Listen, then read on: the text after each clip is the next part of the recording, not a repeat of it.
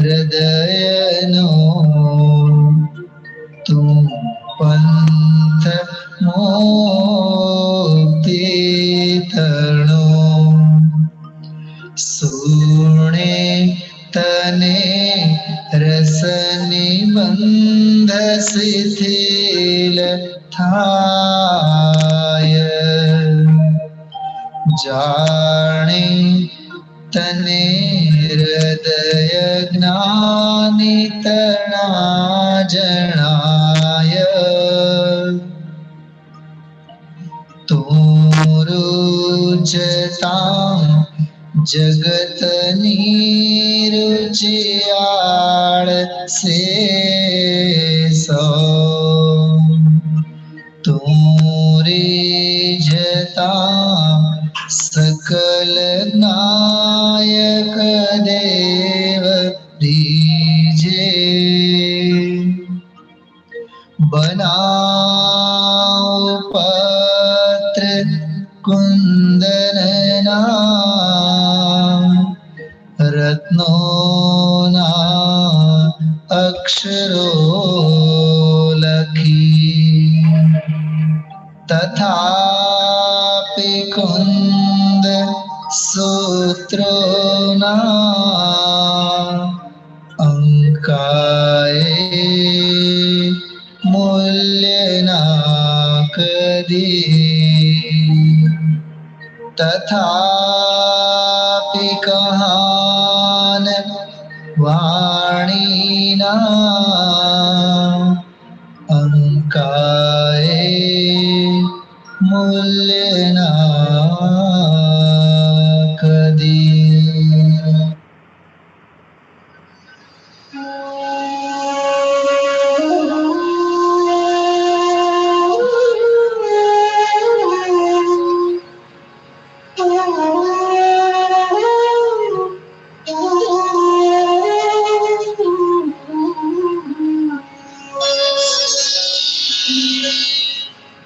प्रगटे निज अनुभव करे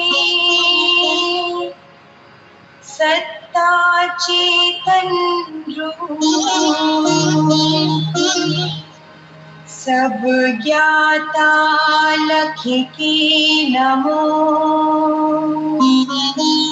समय सार सब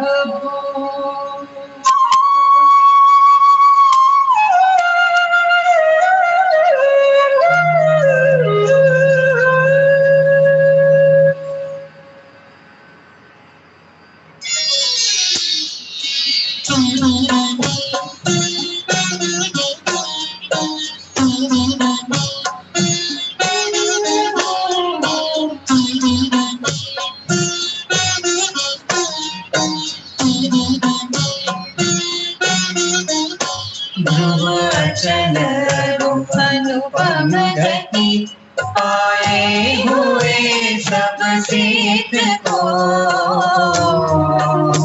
मैं बंद शत केवल कथित कहूँ समय प्राप्त को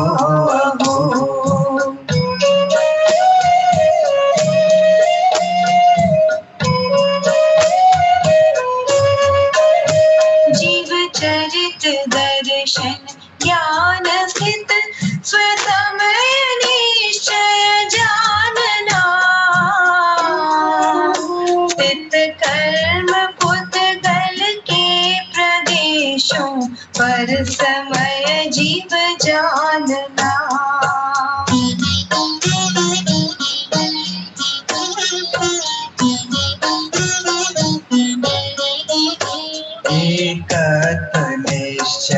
गत समय सर्वत्र सुंदर लोक में उससे बने बंधन कथा जो विरोधिनी एकत्व में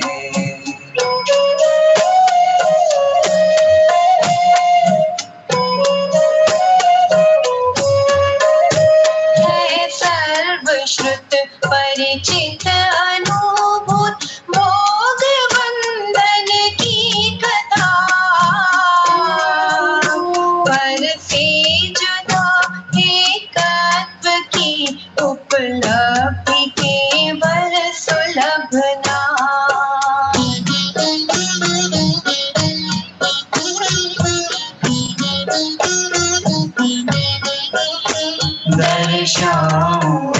चित विभक्त हो, आत्मा तने निज विभव से दर्शाऊं तो करना प्रमाण, न छल ग्रहो छल ना बने।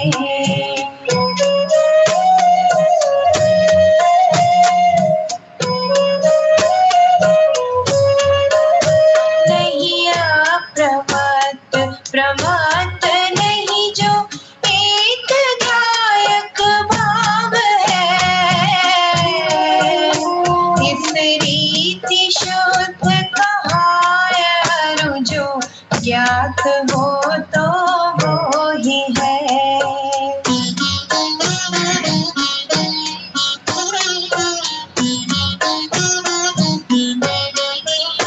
चारित्र दर्शन ज्ञान भी व्यवहार कहता ज्ञानी के, चारित्र नहीं दर्शन नहीं नहीं ज्ञान ज्ञायक शुद्ध है।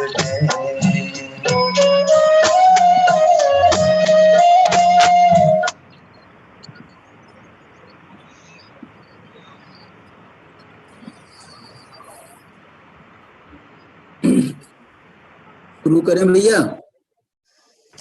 हाँ चाचा चालू कर दो।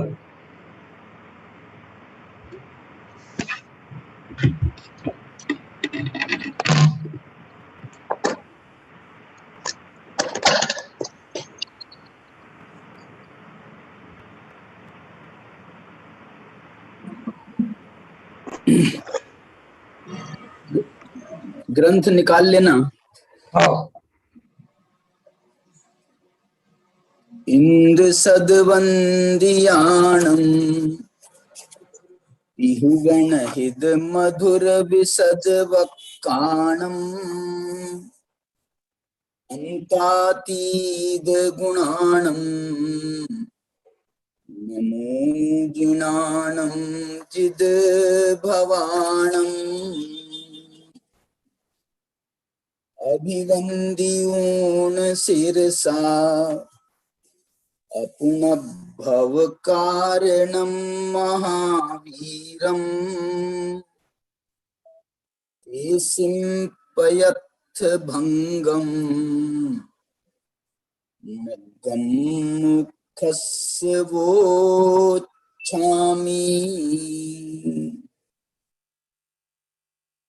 पंचास्तिकाय संग्रह नाम के ग्रंथ के आधार पर आचार्य कुंद भगवान का जो बनाया हुआ ग्रंथराज है, उसके आधार पर हम यहाँ मोक्ष मार्ग की चर्चा कर रहे हैं। आप कहेंगे कि भैया मोक्ष मार्ग की चर्चा है तो रत्नत्रय की चर्चा करो, सम्यक दर्शन ज्ञान चारित्र की चर्चा करो। तो ये जो हम 9 पदार्थों की चर्चा कर रहे हैं, ये 9 पदार्थों की चर्चा वास्तव में रत्नत्रय की ही चर्चा थोड़ी विस्तार के साथ में है। सम्यक दर्शन के जो विषयभूत 9 पदार्थ हैं उनकी चर्चा है, और वास्तव में इनको मालूम क्या लिखा है, तेसिम पयथ भंगम मग्गम। जो मोक्ष का मार्ग है वो पदार्थों के भंग स्वरूप ही है। यानी जो पदार्थों के 9 भेद हैं वो 9 भेद वास्तव में मोक्ष मार्ग की ही एक प्रकार से 9 सीढ़ियां हैं। मोक्ष मार्ग का प्रारंभ सम्यक दर्शन के साथ होता है, लेकिन उसके पहले की जो भूमिकाएं हैं उन भूमिकाओं का विचार करें तो सम्यक दर्शन के पहले क्या होता है? सम्यक दर्शन के पहले मिथ्या दर्शन होता है। सम्यक ज्ञान के पहले क्या होता है? तो मिथ्या ज्ञान होता है। सम्यक चारित्र के पहले क्या होता है? तो मिथ्या चारित्र होता है। सम्यक दर्शन ज्ञान चारित्र को संवर निर्जरा कहा गया। तो संवर निर्जरा के पहले क्या होता है? तो उसके पहले आश्रव बंध होता है। आश्रव बंध कैसा होता है? आश्रव बंध पुण्य पाप स्वरूप होता है। क्यों होता है आश्रव बंध? देखो, ये इसका जवाब बताना चाहता हूँ। क्यों होता है आश्रव बंध? क्योंकि जब हम अपनी शुद्धात्मा को छोड़कर पर पदार्थों का, अजीवादी पदार्थों का आश्रय करते हैं तो जो है उससे आश्रय बंद होता है, उससे पुण्य पाप होता है। हम पदार्थों के अच्छे की कल्पना करते हैं, पदार्थों के बुरे की कल्पना करते हैं, तो उससे शुभाश्रव, उससे अशुभाश्रव। ऐसे ये वास्तव में 9 पदार्थ भी ये एक प्रकार से मोक्ष मार्ग ही है, क्योंकि मोक्ष मार्ग जानने के पहले हमको संसार मार्ग जानना जरूरी है। संसार मार्ग जानने के लिए संसार और मुक्त जो जीव होते हैं उनको जानना भी जरूरी है, माने जीवों को जानना जरूरी है। वही बात यहाँ पर चल रही है। मैं आपसे ये कहना चाहता हूं, आपको ऐसा लग रहा है कि मैं आपको कोई कहानी सुना रहा हूं? आपको लग रहा है ऐसा कि मैं आपको कोई कहानी सुना रहा हूं? यदि नहीं लग रहा है तो लगना चाहिए।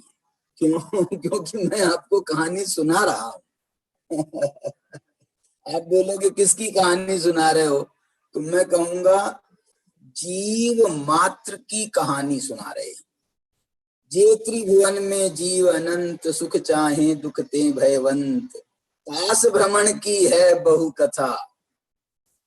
इनकी ये कहानी है, तास भ्रमण की है बहु कथा, माने उन जीवों के परिभ्रमण की कहानी, उन जीवों के परिभ्रमण की कहानी है। अपना तो कुछ लेना देना है नहीं इससे। अरे उन जीवों में क्या हम नहीं हैं? और ये परिभ्रमण क्या हमने नहीं किया? और यदि हम ऐसे ही रह गए तो क्या हम भी परिभ्रमण करते नहीं रहेंगे? बोले, माने यदि हमने सम्यक दर्शन ज्ञान चारित्र ये मोक्ष का मार्ग नहीं प्राप्त किया तो ये हम भी ये परिभ्रमण करते नहीं रहेंगे? संसार में चतुर्गति में घूमते नहीं रहेंगे? सुनो, चतुर्गति के परिभ्रमण से यदि बचना चाहते हैं तो हमको मोक्ष के मार्ग में ही लगना पड़ेगा। नो अल्टरनेट, कोई इसका कोई अल्टरनेट नहीं है, कोई इसका दूसरा कोई उपाय नहीं है कि हम संसार से बच जाएं, परिभ्रमण से बच जाएं और मोक्ष भी ना जाना पड़े, मोक्ष मार्ग में ना लगना पड़े। ऐसा कोई मार्ग नहीं है। तो मैं आपको ये कहानी सुना रहा हूं, ये जीव मात्र की कहानी सुना रहा हूं। आपको हर किसी को ये लगना चाहिए कि ये कहानी हमारी है। बोलो अरहम, तुम्हारी कहानी है क्या नहीं? बोलो प्रांजल, तुम्हारी कहानी है क्या नहीं? बोलो अभिनंदन, तुम्हारी कहानी है क्या नहीं? बोलो आदित्य, तुम्हारी कहानी है क्या नहीं? तुम बाल सुधार रहे हो अपने, कहानी तो तुम्हारी है। कलश, तुम्हारी कहानी है क्या नहीं? ये कलश गोसावी, तुम्हारी कहानी है क्या नहीं? नमो जैन, तुम्हारी कहानी है क्या नहीं? ये प्रियांश जैन, तुम्हारी कहानी है क्या नहीं? ये सम्यक जैन, अटेंडेंस भी लग रहा है और मैं पूछ भी ले रहा हूं, तुम्हारी कहानी। मैंने आपको ये फीलिंग आना चाहिए कि वास्तव में ये मेरी कहानी है। मैं ही तो अनंत काल तक के निगोद में पड़ा रहा। हर जीव नित्य निगोद से ही निकला है। मैंने हर जीव, जो भी जीव निकलता है ना, चतुर्गति में भ्रमण करता है, वो निगोद से ही निकलता है, नित्य निगोद से निकलता है। नित्य निगोद से निकलता है माने अनंत अनंत अनंत अनंत भूतकाल में चले जाएं तो हम वहीं पर पड़े थे और वहीं से निकल करके हम आए हैं, स्थावर पर्याय में आए थे। देखो ये कहानी, हम वहां से निकल करके स्थावर पर्याय में आए थे, फिर वहां से स्थावर पर्याय में हमने कभी जल बने, कभी अग्नि बने, कभी वायु बने, कभी पृथ्वी बने, और एक रह गया ना, जल अग्नि वायु वनस्पति, वनस्पति बने, कभी झाड़ झंकाड़ बन गए। आप सोचो, जैसे हम अभी यहाँ पर सोनगढ़ में हैं, हम सुबह घूमने जाते हैं तो ये बहुत घास और ये सब पूरी हरियाली दिखाई देती है। आप विचार करो, किसी एक पत्ते को पकड़ो और एक पत्ते को पकड़ करके, मैंने तोड़ना नहीं, पत्ते को पकड़ करके आप उस पर, उसको अपने हाथ पर रख करके ऐसे देख करके विचार करो कि इसमें जो जीव हैं, हो सकता है मैं भी कभी इसमें रहा हूं। आप विचार करो। अरे ये तो मैं तो कह रहा हूं वनस्पति की, आप हवा के एक एक कण में, पृथ्वी के एक एक कण में, अग्नि के एक एक कण में, इनमें विचार करो कि इनमें मैं रहा हूं क्या नहीं रहा हूं। इसमें मैं भी रहा होऊंगा। क्यों? क्योंकि ऐसी कोई पर्याय नहीं है जिस पर्याय में से होकर के हम गुजरे नहीं है। मैंने आपको बताया था ना परावर्तन, जो पंच परावर्तन होते हैं, तो पंच परावर्तन में द्रव्य परावर्तन, ऐसा कोई द्रव्य नहीं है जिसके साथ में हमारा संबंध ना आया। ऐसा कोई क्षेत्र नहीं है जहां पर हमारा जन्म मरण ना हुआ। ऐसा कोई काल नहीं है जहां हमारा जन्म मरण ना हुआ। ऐसा कोई भाव नहीं है जिनसे हमारा जन्म मरण ना हुआ हो। ऐसा कोई भव नहीं है 84 लाख योनियों में, ऐसा कोई भव नहीं है जहां पर हमारा जन्म मरण ना हुआ हो। तो ये सब हमारे जन्म मरण की कहानी है। हम ये विचार करें, ये हम यहाँ पैदा हुए। लेकिन एक बात सुनना, ये जो कहानी हम बता रहे हैं ना, ये कहानी हम हर किसी को नहीं सुना रहे। मालूम किसको सुना रहे हैं? ये हम कहानी सुना रहे हैं जो मोक्ष मार्गी हैं, जो मोक्ष की जिनको कामना है मोक्ष की है कामना, जिनको मोक्ष की कामना है, जो अपना संसार का परिभ्रमण दूर करना चाहते हैं, उनके लिए हम ये कहानी सुना रहे हैं। क्यों? क्योंकि ये कहानी 9 पदार्थों की कहानी है ना, तो अंत में मोक्ष है।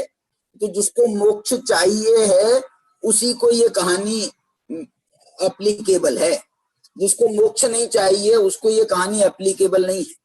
मैंने जैसे हम ये कहें कि भैया हम आपको जो है ना क्रिकेटर बनने का तरीका बताते हैं, तो ये एप्लीकेबल किसको होगा? जिसको क्रिकेटर बनना है उसको वो उसमें इंटरेस्ट लेगा। जिसको क्रिकेटर नहीं बनना है वो उसमें क्यों इंटरेस्ट लेगा? ऐसे जो मोक्षार्थी है, जो मोक्षार्थी है उसको ही ये एप्लीकेबल है। अच्छा सुनो भैया, तुम्हारे को हो चाहे नहीं हो, मैं तो ये कहानी अपनी सुना रहा हूं। आप अपनी मानो चाहे नहीं मानो, लेकिन मैं अपनी कहानी सुना रहा हूं। क्यों सुना रहा हूं मालूम? मैं जो सुना भी रहा हूं ये तो जैसी मुनियों ने कही है, कही मुनि यथा, जैसी मुनियों ने कही है, जैसे शास्त्रों में कही है, जैसे भगवंतों ने बताई है, वही कहानी मैं सुना रहा हूं। कोई अपने मन से कहानी नहीं सुना रहा हूं। लेकिन ये जो कहानी मैं सुना रहा हूं ये मेरे को एप्लीकेबल क्यों है? क्योंकि मुझे मोक्ष जाना है। जाना नहीं है, मेरे को मोक्ष जाने की बहुत जल्दी है। मुझे मोक्ष जाने की बहुत जल्दी है, इसलिए ये कहानी मेरे लिए एप्लीकेबल है।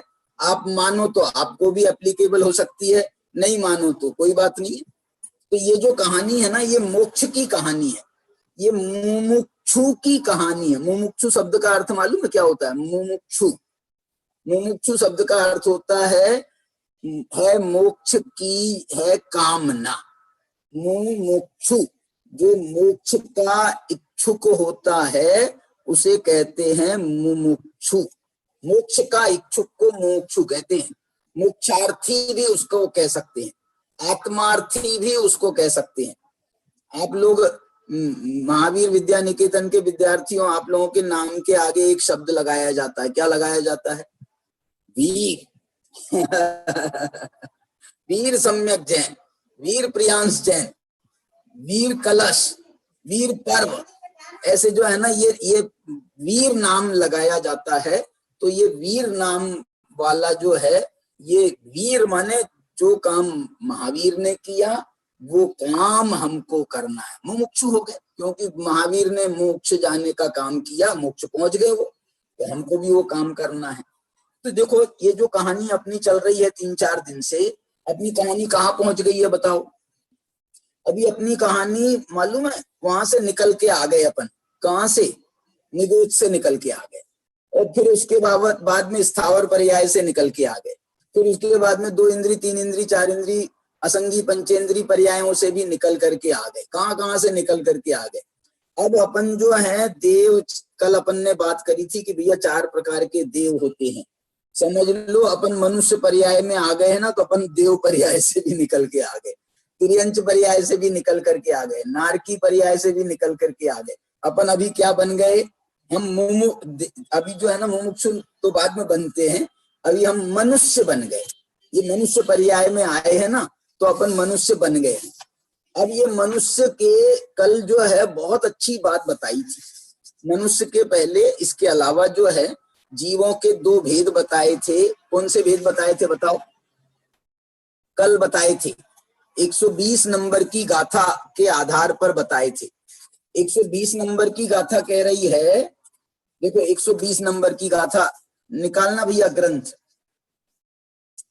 120 नंबर की एदे जीव निकाया देह पविचार मस्सिदा भणिदा देह विहूणा सिद्धा भव्वा संसारिणो अभव्वाय। सुदर्शन जी ये ग्रंथ निकालो ना।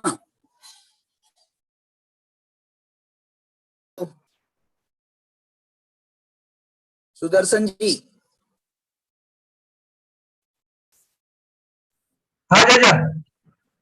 ग्रंथ निकालो ना, ग्रंथ। हाँ हाँ। हाँ 120 नंबर की गाथा निकालो।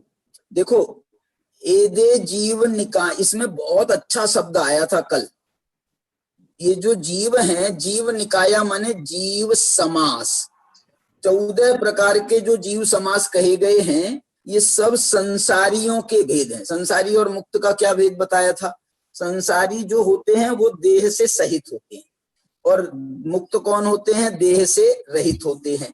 तो इसमें जो कहा है देह से सहित, इतना ही नहीं कह रहे, ये कह रहे हैं देह पविचार मत्स्यदा भणिदा। माने देखो हमारा, हमको, हम आत्माएं हैं तो हमको अपनी आत्मा के आश्रित रहना चाहिए, लेकिन हम अपनी आत्मा के आश्रित ना रह करके ये जो संयोग में देह है हमारे, हम इस देह के आश्रित रहते हैं। देह पविचार का मतलब ये है कि हमारा जो विचार माने विचार, विचार माने ध्यान, हमारा सारा का सारा ध्यान ये देह में ही लगा रहता है।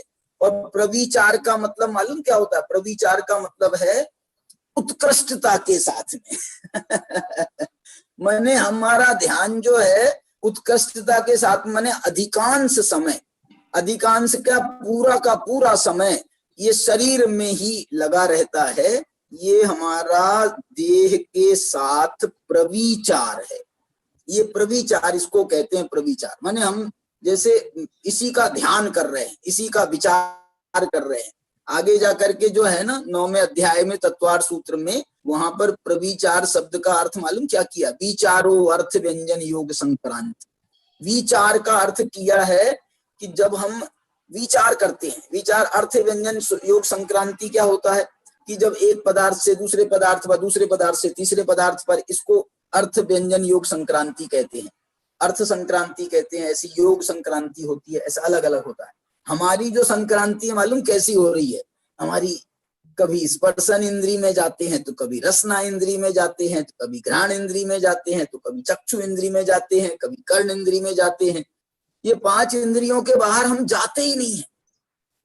5 इंद्रियों में ही हमारी पूरी की पूरी वृत्ति जो है वो उसमें लगी रहती है। इसका नाम है प्रविचार। तो ये जो है ना संसारी जीव, ये ऐसे ही हैं। ये तो समझ लो जो थोड़े मोक्षार्थी जीव हैं, थोड़े क्यों कह रहे? क्योंकि 6 महीने 8 समय में 608 जीव ही मोक्ष जाते हैं। मोक्ष जाते हैं का मतलब है एवरेज यदि निकाला जाए तो उतने ही जीव मुनि बनते हैं। 6 महीने 8 समय में 608 जीव, उतने ही जीव। पूरे विश्व की बात है, ये अकेले भारत की बात नहीं है। तो ये जो है ना उतने ही जीव सम्यक दृष्टि होते हैं। एवरेज की बात कह रहा हूं मैं, कभी ज्यादा भी हो सकते हैं, कभी कम भी हो सकते हैं। मोक्ष जाने वालों की संख्या तो निश्चित है 608। तो मुनि बनने वाले, तुम्हारे व्रती बनने वाले, सम्यक दृष्टि बनने वाले, बस उतने 608 जीव हैं 6 महीने 8 समय में। वो भी तो आप बताओ, एक समय में तो छोड़ो, एक महीने में 100 आदमी आए, माने एक दिन में 3 आदमी का एवरेज आया। एक दिन में 3 आदमी का एवरेज आया, माने 8 घंटे में एक आदमी का एवरेज आया। क्या बोल रहे? कोई कुछ कह रहा है? हमारा कोई प्रॉब्लम नहीं है, आपका प्रॉब्लम। नहीं, वो जो है ना कोई बीच में से तो आया नहीं आवाज। चलो कोई बात नहीं, ठीक है। तो मैं आपको ये कहना चाह रहा हूं कि ये जो है ना प्रविचार शब्द बड़ा इंपॉर्टेंट है। ये इस बात को बता रहा है। किसी बच्चे को कुछ पूछना? हैंड रेज है आपका? हाँ, कोई गजेंद्र जैन का हैंडरेज है, संभव जैन का हैंडरेज है, बोलो, पूछो बेटा, को अब क्या पूछना है? हेलो।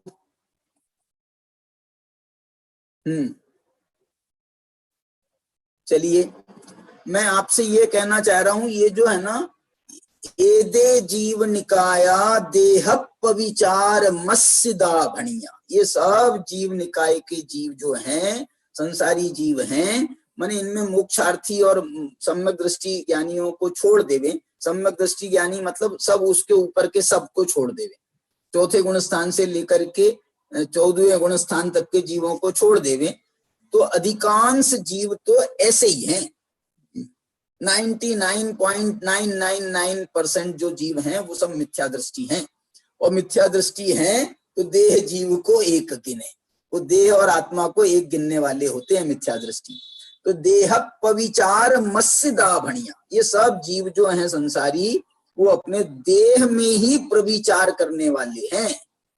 देह विहूना सिद्धा, और देह से रहित जो है होते हैं वो तो सिद्ध भगवान होते हैं। संसारी जो होते हैं वो दो प्रकार के होते हैं। देखो, ये कह करके मालूम क्या बोला है, भव्य और अभव्य। आप बताओ मेरे को, ये भव्य और अभव्य में संसारी जीवों का बंटवारा क्यों किया? देखना, इसका मतलब है ये हम मोक्ष मार्ग की चर्चा कर रहे हैं, जीवों के दो भेद कर रहे हैं, संसारी मुक्त। इसका अर्थ बताओ क्या हुआ? मुक्त जीव तो इतने से अनंत में भाग हैं और संसारी जीव अनंत गुने हैं, तो इनका क्या विभाजन हो सकता है? बोले होगा। क्यों? क्योंकि हमारा अभीष्ट मोक्ष है, इसलिए हम मोक्ष के हिसाब से जीवों के भेद करेंगे। जो मुक्त जीव हैं उनका भेद अलग है, और उनको छोड़ करके बाकी सब संसारी हैं, उनका भेद अलग है। ऐसे ही भव्य और अभव्य से हम जीवों के भेद करेंगे कि जो मोक्ष जाने योग्य हैं, सम्यक दर्शन प्राप्त करने योग्य हैं, उनको भव्य कहते हैं, बाकी को अभव्य कहते हैं। देखो, मतलब हमने जो हिसाब लगाया है ना, हमने जो है जो क्राइटेरिया बनाया है, वो अपने मोक्ष मार्ग का क्राइटेरिया बनाया है। अब इसके बाद में जो है, कल एक बात जो है ना, भव्य की बात आई थी, सिद्धों की बात आई थी, तो उन्होंने कहा भाई ये भव्य कौन होते हैं, मुक्त जीव कौन होते हैं? भव्य से लेकर मुक्त होने तक की यात्रा पूछना चाह रहा है। तो उसको कहते हैं, भैया देखो, सबसे पहले जीव सम्यक दृष्टि होता है, सम्यक दृष्टि होता है। भव्य जीव सबसे पहले सम्यक दृष्टि होता है। सम्यक दृष्टि होता है तो कैसा होता है? उसके लिए 121 नंबर की गाथा बताई थी। क्या बताई थी? नहीं इंद्रियाणि जीवा, माने इंद्रियां जीव नहीं है। जीव नहीं है माने जीव किसकी बात कर रहे हैं? जीव, मेरी बात चल रही है, आपकी बात चल रही है, हम सबकी बात चल रही है। माने हम कौन हैं? तो बोले हम इंद्रियां नहीं हैं, काया पुण्य, और हम शरीर भी नहीं है, छप्पयार पन्नता, और ये जो शरीर है ये 6 प्रकार का कहा गया है। काय जो है 6 प्रकार की कही गई है। 6 काय कौन सी कही गई मालूम? 5 स्थावर काय और 1 त्रस काय। बस, जो 5 स्थावर काय की चर्चा हो गई थी अपनी, वो पृथ्वी जल अग्नि वायु वनस्पति, और बाकी के जो है वो त्रस कहलाते हैं, 2 इंद्रिय से ऊपर के। तो ये जो है ना, हम 6 प्रकार के काय भी नहीं हैं।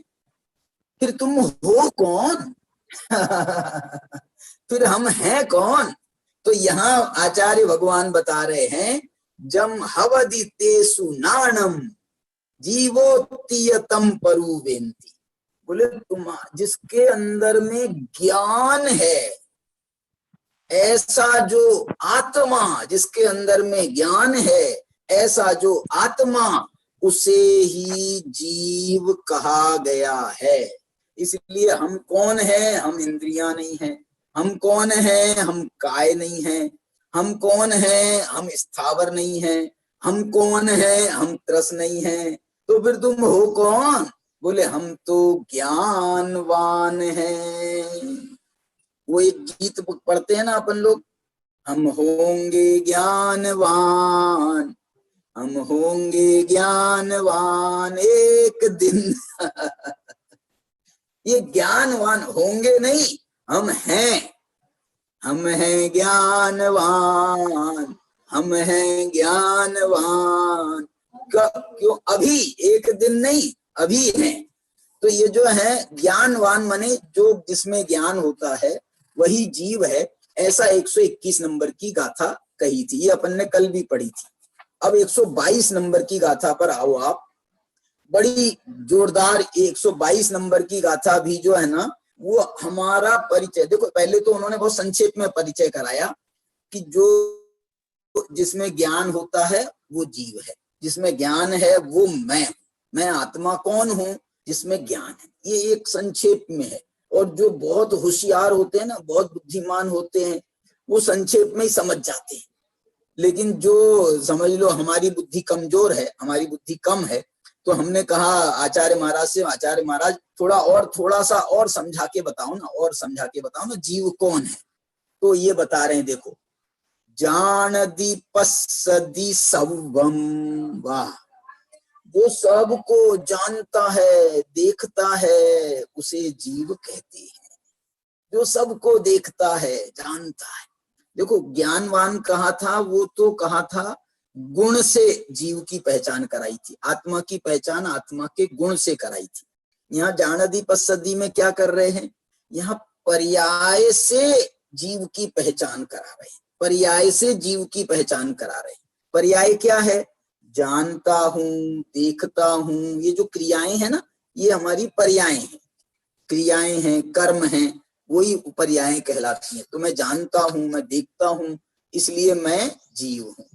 और बताओ जीव की क्या पहचान है?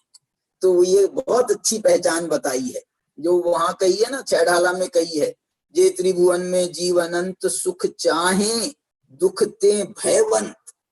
जो सुख चाहते हैं, दुखों से डरते हैं, वो कौन है? उनका नाम है जीव। देखो, वहां भी जे त्रिभुवन में जीव अनंत, सुख चाहे दुख ते भयवंत, माने ये जीव की पहचान करा रहे हैं। जो सुख को चाहते हैं, दुखों से डरते हैं, वही जीव कहलाते हैं। देखो, हमारे पास में 3 परिभाषाएं आ गई। पहली परिभाषा क्या बताई थी? ज्ञानवान जीव होता है, जिसमें ज्ञान होता है वही जीव होता है। दूसरी पहचान क्या बताई? जो जानता देखता है वो जीव है। तीसरी पहचान क्या बताई? जो सुख चाहता है और दुखों से डरता है, ये जीव की पहचान है। आप देख लो, जितने जीव हैं लोक में, जितने जीव हैं, सब सुख चाहते हैं और दुख से डरते हैं, कह लो, या दुख कोई नहीं चाहता है। कोई जीव जो दुख चाहता हो? देखो, इसमें इस गाथा में भी ये जो आपके स्क्रीन पे दिख रही है ना, जानदि पश्यति सर्वम, ये एक परिभाषा आ गई। फिर दूसरा लिखा इच्छति सुखम विभेदि दुखादो। इच्छति सुखम माने सुख चाहे, विभेदि दुखम माने दुखते भयवंत, विभेदी माने डरते हैं। देखो, पूरा छैढाला जो है, ये पूरी की पूरी पंक्ति ये पंचास्तिकाय से मिल रही है। जे त्रिभुवन में जीव अनंत, सुख चाहे दुखते भयवंत। और आगे देखो, बहुत अच्छा लिखा है। क्या लिख रहे हैं? कुव्वदि हिदम अहिदम अहिदम वा भुंजदि। वाह! क्या बोल रहे हैं? हितम कुव्वदि अहिदम वा भुंजदि। वाह! माने हित को चाहते हैं, हित को चाहते हैं और अहित को भोगते हैं। देखो तो क्या लिख रहे हैं, या दोनों बातें कह सकते हैं। कुव्वदि हिदम अहिदम, हित और अहित को करते हैं, और भुंजदि जीवो फलम तेसिम, माने जैसा हित करते हैं तो हित का फल भोगते हैं, अहित करते हैं तो अहित का फल भोगते हैं, ऐसा कह रहे हैं। माने जैसा करते हैं वैसा फल भोगते हैं। अच्छा करते हैं तो अच्छा फल प्राप्त होता है, बुरा करते हैं तो बुरा फल प्राप्त होता है। हिदम अहिदम लिखा ना, हित माने अच्छा, अहित माने बुरा। जो हमारे लिए कल्याणकारक है उसे कहते हैं हितकारक, जो हमारे लिए अकल्याणकारक है, दुख कारक है, उसको कहते हैं हम अहितकारक। तो हम जैसा जैसा अपने लोक में कहावत है, क्या कहावत है? बोए पेड़ बबूल का तो आम कहाते होए। जो बबूल का पेड़ बोएगा उसको आम कहाँ से होगा? इसका मतलब उसको आम नहीं होता है, मतलब बबूल का पेड़ बोने पर बबूल ही मिलेगा। ऐसे ही आप यदि हित करेंगे, अपना हित करोगे तो हित का फल भोगोगे, अपना अहित करोगे तो अहित का फल भोगोगे। हित क्या है यहाँ पर? हित है वीतराग भाव। हित क्या है? सम्यक दर्शन ज्ञान चारित्र। हित क्या है? आत्मा का अतीन्द्रिय आनंद। और अहित क्या है? इनके विरुद्ध जो है वो अहित है। मिथ्या दर्शन ज्ञान चारित्र ये अहित है। अपना आत्मा की अनुभूति करना ये हित है, आत्मा की अनुभूति नहीं करना ये अहित है। अतीन्द्रिय आनंद को भोगना ये हित है, अतीन्द्रिय आनंद को नहीं भोगना ये अहित है। देखो इसमें बहुत अच्छा है, कुव्वदि हिदम अहिदम। देखो ये भी जीव की पहचान है। जीव की पहचान क्या कह रहे? कि जीव जो है खाली नहीं बैठते, जीव जो है खाली नहीं बैठते, वो या तो अपना हित करते हैं अथवा अहित करते हैं। और हित करते हैं तो हित का फल भोगते हैं, अहित करते हैं तो अहित का फल भोगते हैं।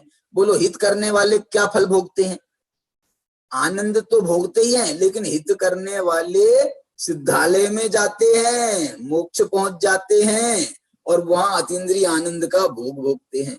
और अहित करने वाले क्या करते हैं? अहित करने वाले अहित करने वाले दुख भोगते हैं और उसके फल में राग द्वेष करते हैं, उसके फल में दुख भोगते हैं और घूमते घूमते घूमते संसार में चक्कर लगाते लगाते अपने हेड ऑफिस में पहुंच जाते हैं। हेड ऑफिस कहाँ है हमारा? हेड ऑफिस हमारे दो हैं, या तो सिद्धालय में पहुंच जाओ तो रहिए अनंत काल, तो वहां पर अनंत काल तक रहना, और नहीं तो फिर निगोद में पहुंच जाओ। मालूम है आपको ये जो त्रस पर्याय मिलती है ना, त्रस पर्याय माने दो इंद्रिय आदि की जो पर्याय कहलाती हैं वो त्रस पर्याय मिलती हैं। शास्त्र में ऐसा लिखा है कि ये त्रस पर्याय बिल्कुल लिमिटेड समय के लिए मिलती हैं, बहुत थोड़े समय के लिए मिलती हैं। अधिकांश समय तो हेड ऑफिस में ही जाता है, माने निगोद में ही जाता है संसारी जीवों का।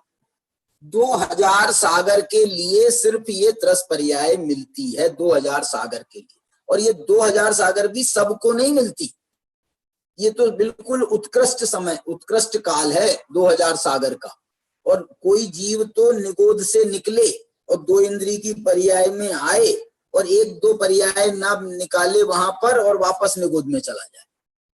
इसलिए जो है हमको हमारे हित का बहुत विचार करना चाहिए और हित का विचार करके हमको मोक्ष के मार्ग में ही लगना श्रेयस्कर है। वरना वरना वरना वरना कब कोरोना पकड़ लेगा और ऐसे बीमार हो जाएंगे कि उठ ही नहीं पाएंगे।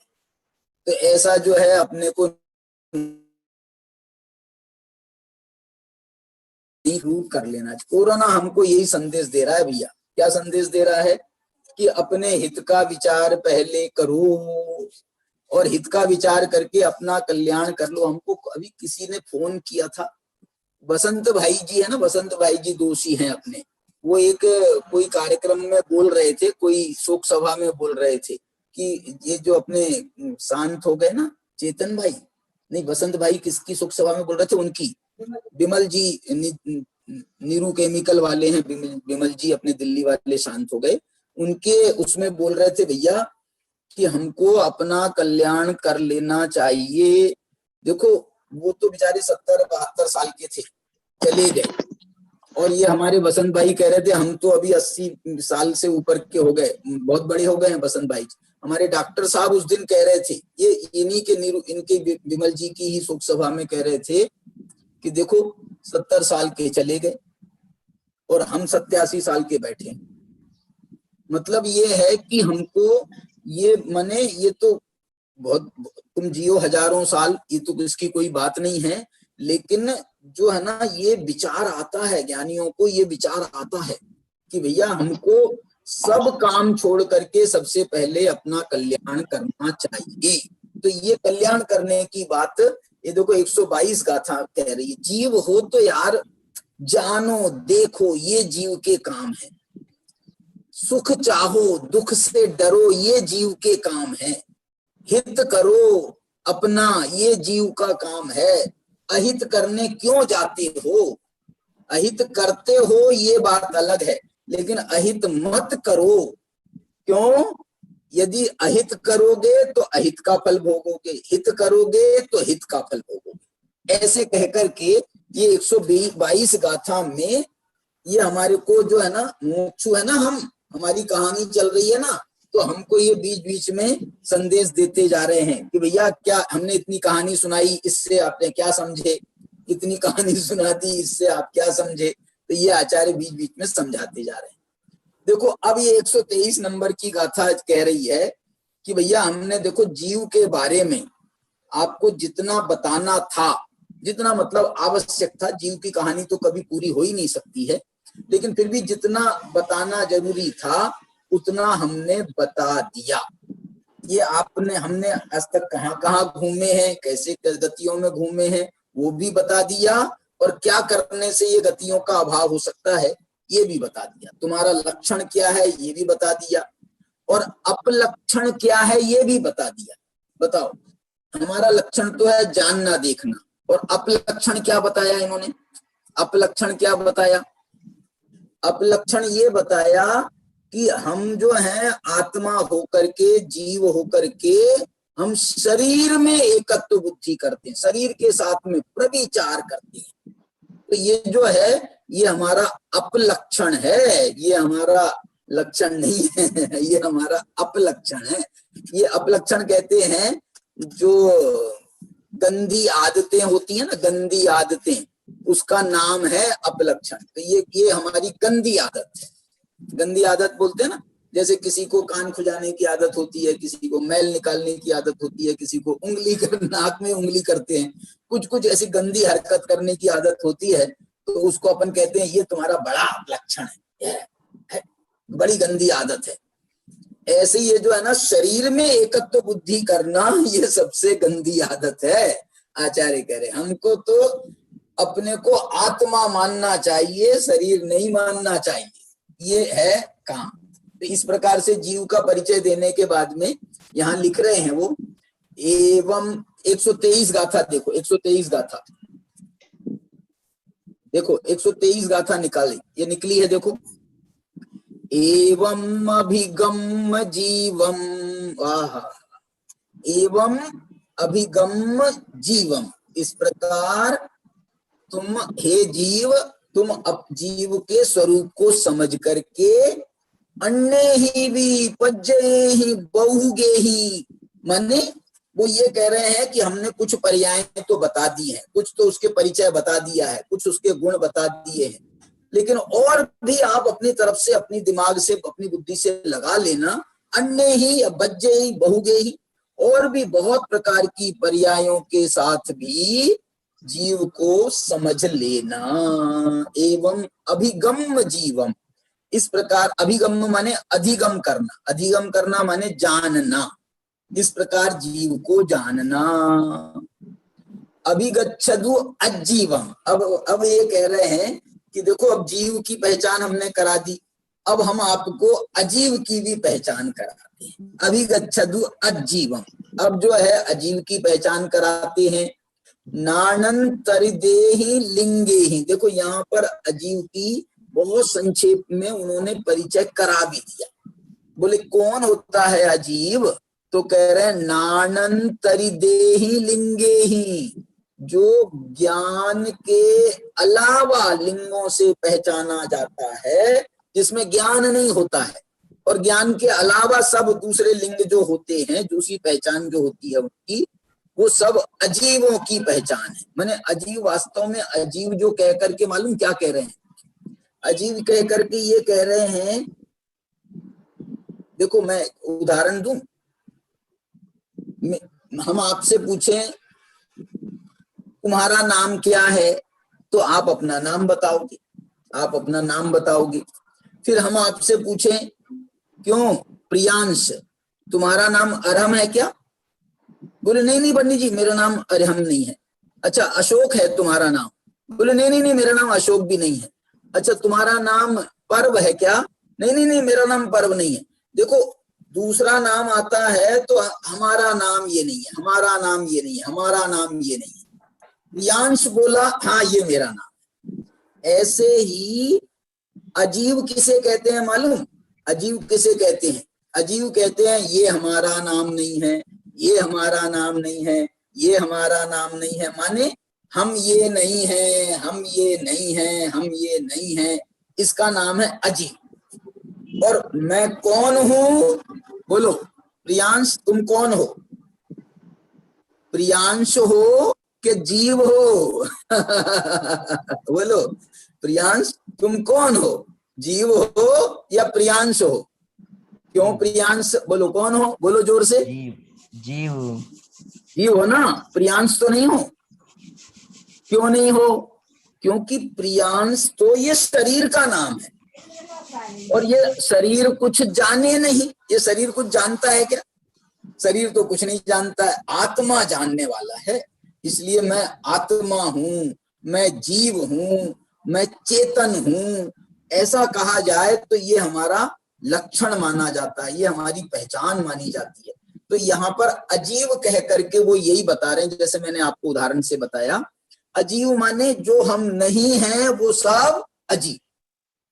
देखो एक बात पूछूं मैं आपसे, लोक में अजीब नाम का एक भी पदार्थ नहीं है, अजीब नाम का। लेकिन मेरे को छोड़ करके, मेरी आत्मा को छोड़ करके, मुझ जीव को छोड़ करके बाकी सब अजीब है। क्या बोला? क्या समझ में आया बताओ? अजीब नाम का कोई पदार्थ है क्या? हाँ बताओ प्रियांश। जो मेरी आत्मा है वो जीव है और मेरा शरीर अजीब है। हाँ नहीं, मैं ये पूछ रहा हूँ शरीर का नाम शरीर है क्या अजीब है? उसका नाम अजीब है। नहीं, देखो उसका नाम तो है शरीर, लेकिन हम कह रहे हैं वो अजीब है। अजीब क्यों कह रहे हैं? क्योंकि मैं जीव हूं और मेरे अलावा जो भी है वो सब अजीब हैं। माने ये शरीर भी अजीब है।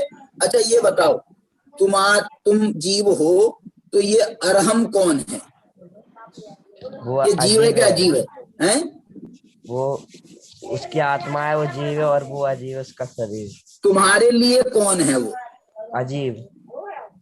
उसकी आत्मा भी अजीब है कि जीव है? उसकी आत्मा जीव है, उसका शरीर है वो अजीब है ना, मैं ये तुम्हारे लिए उसकी आत्मा भी तुम्हारे क्या काम की है? तुम्हारा जीव तो तुम जो जीव हो, तुम आत्मा हो, वो तुम जीव हो। उसका जीव उसके लिए जीव हो है, लेकिन हमारे लिए कौन है? हमारे लिए तो उसका आत्मा भी अजीब है।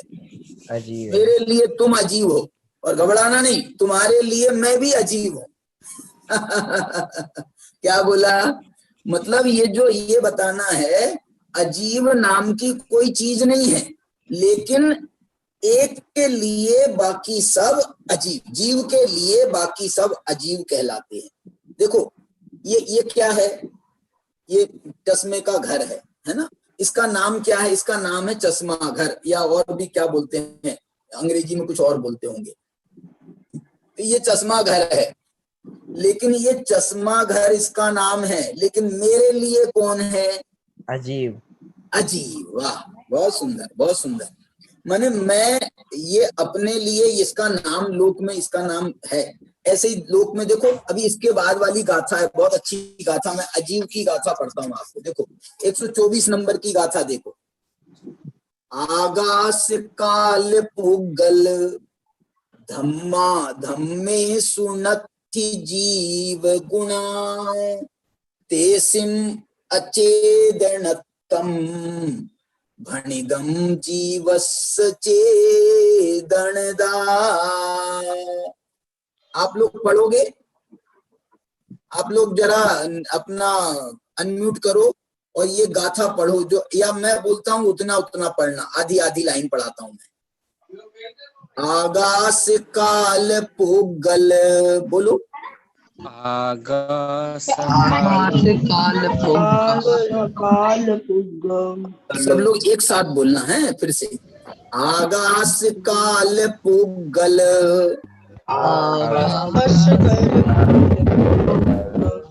धम्मा धम्मे सुनति जीव गुणा धम्मा धम्मे जीवगुणा तेसिम अचेदनक्तम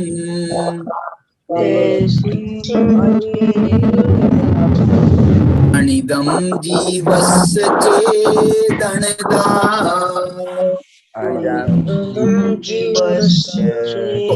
मैं कल से जो है ना तुम लोगों में से कोई एक लड़के को चुनूंगा और जो है आपको फिर एक जन बोलेगा ना तो अच्छे से भी आवाज आएगी और स्पष्ट समझ में आएगा। ठीक है, अभी तो सब मिक्स हो रहा है थोड़ा, तो इसमें दिक्कत होती है, आवाज साफ नहीं आती है। आइए देखो, इसमें मालूम क्या बताना चाह रहे हैं, अजीव की बात कर रहे हैं, अजीव की।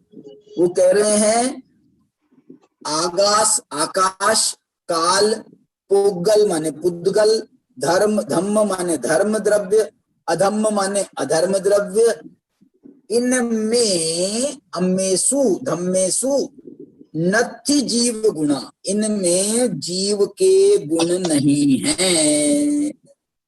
इसलिए कौन है ये, बोलो बोलो बोलो बोलो, इनमें जीव के गुण नहीं है, इसलिए ये सब अजीब है। देखो पुद्गल का नाम क्या है, पुद्गल हमारे लिए कौन है, अजीब। अजीब, वाह शाबाश, बहुत सुंदर। हाँ बताओ अशोक, अशोक अशोक जैन के कौन बैठे हैं अशोक जैन पर? प्रियांश बताओ, प्रियांश ये बताओ कि ये जो है ना काल द्रव्य है, काल द्रव्य, काल द्रव्य का नाम क्या है, काल द्रव्य का नाम क्या है, काल द्रव्य, काल नाम है उसका, हमारे लिए कौन है, अजीब। अजीब। अब ओम तुम बताओ, ओम, ओम मगदुम, ओम मगदुम बोला? हाँ बताओ बेटा, ये कौन है, ये इसका नाम बताओ। चश्माघर है, चश्माघर। शाबाश, इसका नाम है चश्माघर। हमारे लिए कौन है, अजीब।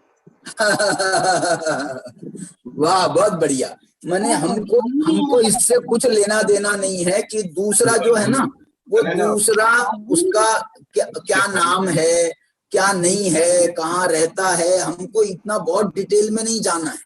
हमको सिर्फ इतना समझना है कि ये मैं नहीं हूँ, अथवा हमको ये समझना है कि ये मेरा नहीं है, ये मैं नहीं हूँ, ये मेरा नहीं है, मेरा इससे कुछ लेना देना नहीं है, इसलिए ये कौन है, ये अजीब है। ये जो है ना हमको ये 7 तत्व 9 पदार्थ ये हमारे को हित की शिक्षा देते हैं। माने ये हमारे को जो है ना हमारा ज्ञान नहीं बढ़ा रहे, इसका नाम क्या है, इसका देखो मैं इसका पूछता हूँ तुम्हारे से, इसका नाम आपको नहीं मालूम हो कदाचित, या फिर मैं एक ऐसी चीज दिखाता हूँ आपको जो आपको समझ लो नहीं आएगी तो भी कोई दिक्कत नहीं है। बोलो ये क्या चीज है, नहीं आ रही है समझ में तो कोई बात नहीं है। हमारे लिए क्या है, अजीब। अजीब। मैंने ये जो चीज है ना ये हमारे को मालूम नहीं चल रही है क्या है, ऐसा बताऊंगा तो शायद समझ में आ जाएगी आपको। ये प्लेट है, एक प्लेट, लेकिन ये प्लेट जो है इसका नाम प्लेट है, लेकिन हमारे लिए क्या है, हमारे लिए तो ये अजीब है। ये होगा पुद्गल द्रव्य, लेकिन हमको उससे कुछ लेना देना नहीं। ये होगा धर्म द्रव्य, हमको कुछ लेना देना, ये होगा अधर्म द्रव्य, हमको कुछ लेना देना नहीं। हमारे को क्या लेना देना है कि ये अजीब है। माने अजीब है माने ये मैं नहीं हूं, अजीब है माने ये मेरा नहीं है, अजीब है माने मेरा इससे कुछ लेना देना नहीं है, अजीब है माने मैं इसका कर्ता नहीं हूं, अजीब है माने मैं इसका भोक्ता नहीं हूं। अजीब का मतलब जो है ना इसमें बहुत गहरे भाव है। और जीव है माने क्या होता है, जीव माने मैं आत्मा जीव हूं, इसका मतलब क्या है, मैं जीव हूं, मेरे आत्मा के गुण मेरे हैं, मेरे काम मेरे हैं, मैं अपना हित अहित मैं स्वयं कर सकता हूं, ऐसा माने मैं जीव हूं तो उससे मेरा पूरा लेना देना है। पर द्रव्य से मेरा कोई लेना देना नहीं है। मैं जीव हूं तो मेरे को मेरे जीव से ही मेरा लेना देना है। क्यों? क्योंकि मैं हित करूंगा तो मेरा ही लाभ होगा, मैं अहित करूंगा तो मेरे को ही दुख होगा, इसलिए मुझे तो मेरे से लेना देना है। इस प्रकार से इसमें ये गाथा भी जो है ये अजीव पदार्थ के व्याख्यान की एक गाथा मैंने आपको ये वाली सुनाई। इसमें एक बात मालूम बाद में और कही, तेसिम अचेदनत्तम भणितम। देखो ये जो आकाश काल पुद्गल धर्म अधर्म इनमें जीव गुण नहीं है, इसलिए ये कौन है? ये अचेतन है, अजीव हैं। और जीव कौन है? जीव जो मैं जीव हूं वो जीव तो है चेतनदा। चेतनदा माने जिसमें चेतनता पाई जाती है, जिसमें चेतना पाई जाती है, वो मैं जीव हूं। इस प्रकार से ये बात कही। इसमें और अजीव की बात जो है और कह रहे हैं। देखो एक और गाथा पढ़ते हैं अपन, अभी अपने पास समय है। एक और गाथा पढ़ते हैं, 125 नंबर की गाथा देखो नीचे। देखो मैं नाम बोलूं किसी का? हाँ अभिनंदन जी, आप बोलो। अभिनंदन जी, आपके पिताजी भी साथ में हैं, आप भी बोल सकते हैं। आपके कौन है? पिताजी हैं? चलिए तो आप बोलना। मैं ये गाथा पढ़ रहा हूँ 125। सुह दुख जानना वा, सुह दुख जानना वा। देखो क्या बढ़िया, अकेले बोल रहे तो उतनी अच्छी आवाज आई। आपके पिताजी को भी शामिल करो। सुह दुख जानना वा, सुह दुख जानना वा। हिद परियम्मम च अहिद भीरुत्तम। हित परियमं च हितं भीरुत्तम। फिर से हिद परियम्मम च, बोलो हिद परियम्मम च हित परियमं च अहिद भीरुत्तम। अहित भीरुत्तम। बेटे दूसरे जो जिनका खुला है वो बंद करें अपना। स्पीकर खराब। नरेश जी की आवाज आ रही है? नहीं मेरी नहीं आवाज। अच्छा कोई बात नहीं, कोई बात नहीं, कोई बात नहीं। हाँ आगे बेटा। जस्सण विज्जति निच्चम, जस्सन्न विज्जति निच्चम। कम समना बेन्तिया जीवम। तम समणा बेति अजीवम। देखो क्या बहुत बढ़िया गाथा है ये गाथा अजीव की पहचान करा रही है। अजीव किसे कहते हैं? बोले सुह दुख जानना वा। सुख हो, दुख हो या जानना हो, या हित परियम्मम हित करने के काम हो। परियम्मम माने हित के कर्म, हित परिकर्म। अहित भीरुत्तम और अहित से डरना हो। जस्सण विज्जति, वाह, जिनके ये नहीं होते हैं। निच्चम सदा काल जिनमें ये नहीं होता है। तम समणा बेन्ति अजीवम, उनको श्रमणों ने क्या कहा है? अजीवम। बेन्ति माने कहा है, श्रमणों ने उनको अजीव कहा है। अब देखो मैं एक बात पूछता हूं आपको। हमने जो है ना आपको एक दूसरे के लिए अजीव बताया था ना, एक दूसरे के लिए मैंने अरहम के लिए तुम्हारा प्रासुक अजीव है, प्रासुक के लिए सम्यक अजीव है, सम्यक के लिए हमारे सुदर्शन जी अजीव हैं। तो आपको जैसे एक के लिए दूसरा अजीव बताया, तो आप ये बताओ उनमें ये घटेगा क्या? उनमें सुख नहीं है क्या? दुख नहीं है क्या? जानना नहीं है क्या? वो अपना हित का काम नहीं करते हैं क्या? हित से डरते नहीं है क्या? तो फिर ये ऐसा क्यों कह रहे हैं कि जिसको ये नहीं होता है? देखो उनको अपना होता है, लेकिन हमारा उनको अनुभव नहीं होता है। हमारा सुख उनको अनुभव में होता है क्या? हमारा दुख उनके अनुभव में आता है क्या? हम जो जानते हैं वो जानते हैं क्या? जो हम जान रहे हैं उनके जानने में आ रहा है क्या? उनके जानने में नहीं आ रहा है। हम जो जान रहे हैं वो अपना जान रहे हैं, हम अपना जान रहे हैं। इसी प्रकार से वो अपना हित कर रहे हैं, हम अपना हित कर रहे हैं। इसलिए यहाँ पर एक का दूसरा नहीं जानता है, एक का दुख सुख दुख नहीं भोगता है। इस अपेक्षा से ये कहा कि जस्सन विज्जति नित्यम तम समणा बेंती अजीवम, जिनको ये नहीं होता है वे अजीव होते हैं। इस प्रकार से अपन ने जो है ये दो गाथाएं अजीव की भी पढ़ ली। 123 नंबर की गाथा पर जीव का वर्णन पूरा हो गया था। फिर 124 और 125 दो गाथाएं अपन ने अजीव की पढ़ी हैं। अब दो गाथाएं और हैं अजीव का जो अधिकार है ना, इसमें दो गाथाएं और हैं, उनकी चर्चा अपन आगे करेंगे। अभी अभी हमारे महेश जी भोपाल वो हैंड रेज कर रहे हैं, उनसे बात करते हैं। हाँ महेश जी बताओ। ये निवेदन कर रहा था कि जैसे अभी जो अपन सामान्य रूप से पढ़ते हैं ना, तो उसमें क्रम जीव पुद्गल धर्म अधर्म आकाश काल ये क्रम लेते हैं। ये जो 125 नंबर की गाथा है बराबर, उसमें आकाश काल पुद्गल धर्म और अधर्म ये लिया, तो वास्तव में इसका कुछ विशेष रीजन है कि काव्य के कारण, केवल काव्य के कारण से इसको ऐसा रखा है, इसमें कुछ विशेष कारण है? नहीं, इसमें वास्तव में ऐसा ही है कि जो है ना काव्यानुरोध कह लेवे, अथवा आचार्य जो है ना कभी कोई द्रव्य को प्रधान करके कहते हैं, आपको ग्रंथों में ऐसे ही मिलेगा।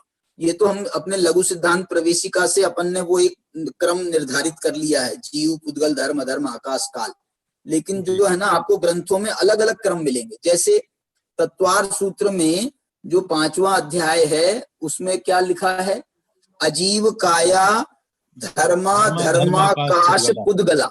अब बताओ, ये यहाँ का क्रम अलग है, वहां का क्रम कह रहे हैं पहले अजीव काया धर्म अधर्म आकाश और पुद्गला।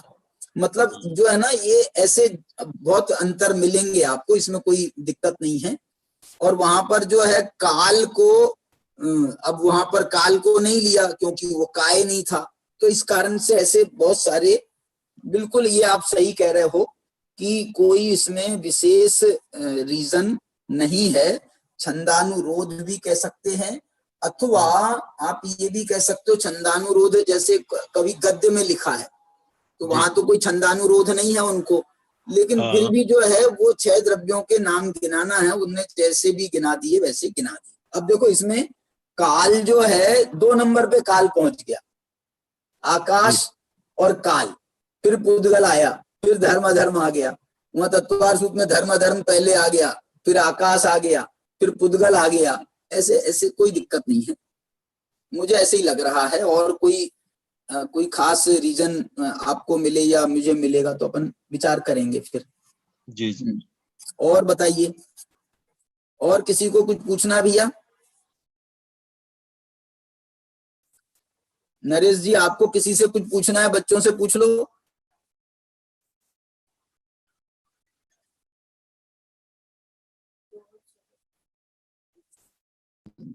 किसी लिखे पॉइंट है सम्यक? हाँ, आज किसको पॉइंट बताना है बताओ।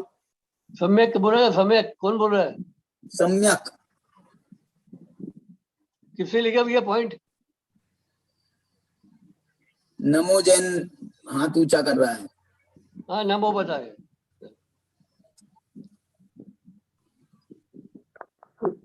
आज जीव की चर्चा की थी, जीव अजीव की।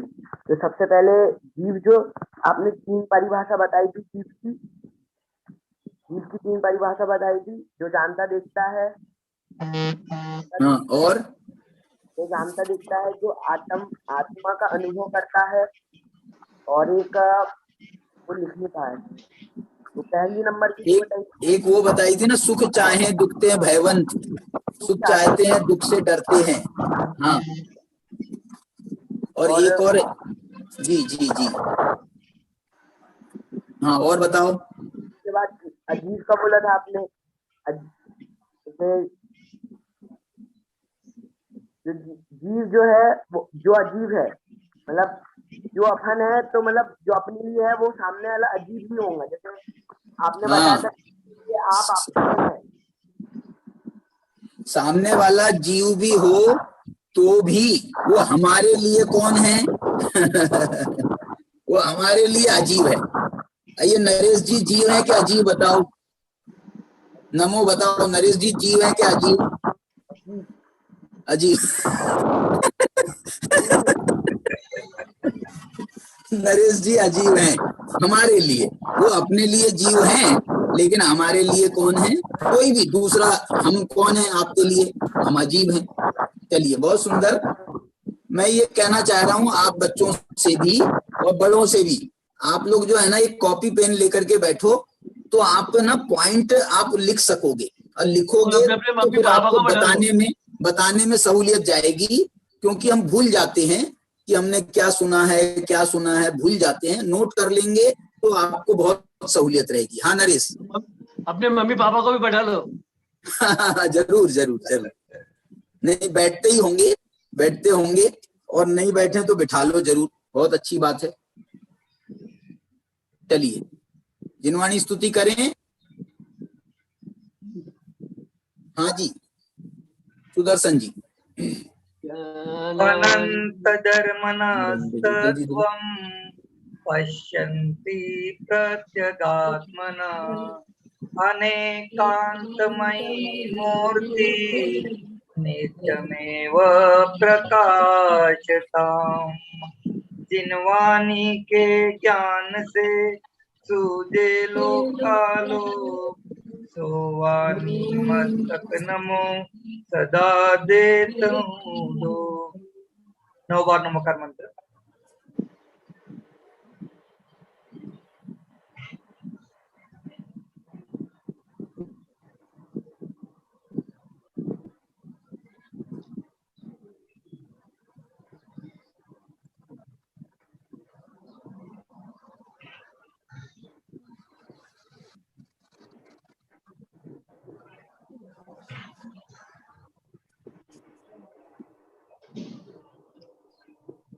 जय जिनेन्द्र। जय बोलो द्वादशांग रूपी जिनवानी माता की जय। सभी को जय जिनेन्द्र। जय जय जिनेन्द्र बेटा, सभी को जय जिनेन्द्र, सभी बच्चों को जय